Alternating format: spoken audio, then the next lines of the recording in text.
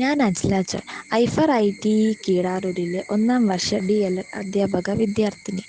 ഇന്ന് ജൂൺ 4, ആക്രമണത്തിന് ഇരയായ നിരപരാധികളായ കുട്ടികളുടെ അന്താരാഷ്ട്ര ദിനം. എല്ലാ വർഷവും ജൂൺ 4-ന് ലോകമെമ്പാടുമുള്ള കുട്ടികൾ അനുഭവിക്കുന്ന വേദനയെ, അതായത് ആക്രമണത്തിന് ഇരയായ നിരപരാധികളായ കുട്ടികളുടെ അന്താരാഷ്ട്ര ദിനം അംഗീകരിക്കുന്നു. ഈ കുട്ടികളിൽ പലരും ശാരീരികവും മാനസികവും വൈകാരികവുമായ പീഡനത്തിന് ഇരയാകുന്നു.